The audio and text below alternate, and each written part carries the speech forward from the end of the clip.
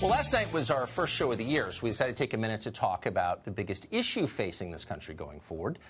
No, it's not higher GDP growth, despite what some think tank people will tell you. It's not, definitely not, some obscure Middle Eastern hellhole our leaders claim we should be policing forever. It's not even illegal immigration, as big a problem as that is, and as much time as we have spent talking about it. The real problem is families. America used to be the best country in the world for families. Americans could get married and afford to raise their own children. If your kids worked hard, you could expect they'd be a little more successful maybe than you were. That was called the American dream. And for a small group of affluent people, it still exists. They're still living like it's 1965, and good for them. But for everyone else, that dream is dying. America's middle class is in decline because middle-class American families are declining. So the question is, why is that happening? Well, there are a lot of reasons it's happening, but a major driver of family collapse, the one that nobody ever talks about for some reason, is simple economics, and we explained it last night. Study after study has shown that when men make less than women, women generally don't want to marry them. Now, maybe they should want to marry them, but they don't. Over big populations, this causes a drop in marriage, a spike in out-of-wedlock births, and all the familiar disasters that inevitably follow. More drug and alcohol abuse, higher incarceration rates, fewer families formed in the next generation. Now, let's be clear about that statement. First of all, it is factually true, and that's the essential test of anything. That's the test that we go by. In 2015, a study by the decidedly non-conservative Brookings Institution found that falling male wages caused about a quarter of the decline in marriage rates over the past 35 years. 2 years later, MIT researchers found that when factories close, marriage rates go down and single parenthood becomes more common. And that, as you could guess, causes a higher proportion of children to wind up on drugs or in prison. So it's not a small thing. And by the way, many other studies have reached the same conclusions over long periods of time. This is real. So what we said is a statement of fact. We wish it weren't. In an ideal world, none of this would matter. The marriage rate never would have declined when manufacturing died, and everything in middle America would be fine. But it's not, and we're not in charge of that. All we can do is tell the truth about what happened, which we did because it actually matters. And that turned out to be too much for the people who believe it's their job to prevent you from knowing why your country is going down the tubes. Those people got very angry. Here's a selection. It's like, it reminds me of when they blame women for pregnancy, as if he had nothing to do with it. There's a woman in the audience. She's like, what? What? We're not there. This idea that, to keep women down that's going on in the country. But Sonny, you said you had another friends. aspect of it. I don't know. It looked like Looney Town to me. Yeah, Looney Town. Notice that no one, though, contested the facts of what we said. In fact, later in the show, one of those same hosts admitted that, in fact, women do strongly prefer marrying men who make more than they do. So it's true, but it's not on the list of approved talking points, so it can't ever be said out loud. Those are the rules, and anyone who violates those rules must be punished. This is very common, and if you're wondering how we wound up in the dark age we're currently living through, this is how we did. This is why important science is no longer being conducted. This is why art isn't being made. This is why comedy is dying. It's why people aren't thinking for themselves anymore, which means the end of creativity. It's why the rest of us stand by like cowards as the innocent are punished for crimes they didn't commit, because we're all terrified. We're terrified of being denounced by some mindless ideologue on TV, or shamed and ostracized on social media for stepping out of line, or silenced completely by some big tech firm. A mob of angry children is suddenly in charge of the country. These aren't people seeking a revolution. They're fighting for the status quo to protect their own status. They are drunk on power, and they're looking for new people to hurt. Someday, we're going to look back on this moment with shame and horror. But in the meantime, we should remember that terror only works if we play along with it. So what if we decided not to? What if all of us decided to tell the truth about something every day in public? What would happen then? What could they do about it? They can't punish everybody. We're the majority. Let's try that. We're starting tonight with Heather McDonald. She's a fearless person, a fellow at the Manhattan Institute, and the author of the book, The Diversity Delusion, How Race and Gender Pandering Corrupt the University and Undermine Our Culture.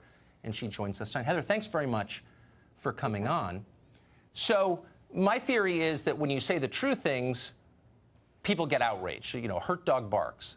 But just to be clear, as a social scientist yourself, I hope you'll confirm for our audience that this is not a controversial statement, that male employment and wages directly affect the marriage rate, do they not?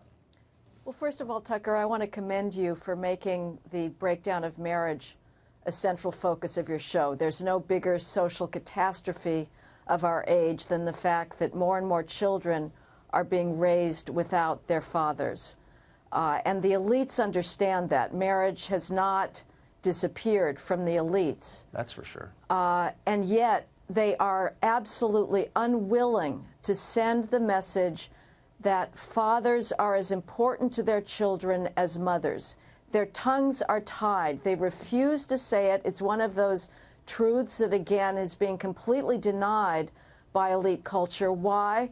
Because it violates the feminist nostrum that strong women could do it all. Now, you're right that there's an economic component to this, and most famously, William Julius Wilson explained the drop in marriage among the black community as a result of jobs leaving the Midwest. And he said that the male unemployment decreases females' willingness to marry. But I think you also have to look at a culture explanation, because I remember being taken around in a ride-along by a Chicago cop, a very handsome man, solid job, good pension to look forward to. He had fathered several children out of wedlock. Why? Because the marriage norm had simply disappeared from the black community. So I think this is a cultural matter as well.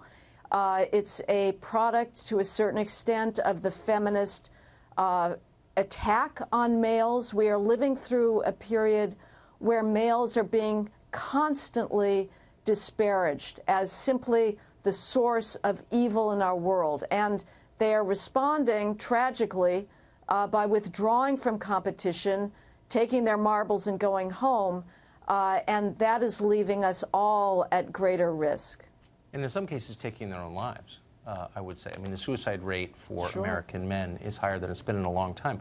I would just note that the problems that William Julius Wilson chronicled, I thought so well, 30 or 40 years ago, are now the problems of rural America, which obviously has a completely different racial demographic and political beliefs than inner city America. And it seems to me that when it happens to two different groups, the very same thing, that would be the wake-up call for our policymakers to say, wait a second, maybe we should get involved in thinking about how to fix this, considering in our neighborhoods where rich people live, in my neighborhood, for example, there are no single mothers. Everyone's married because it works. So why aren't they doing their best to pass on the thing that is working for them? It just seems grotesque to me.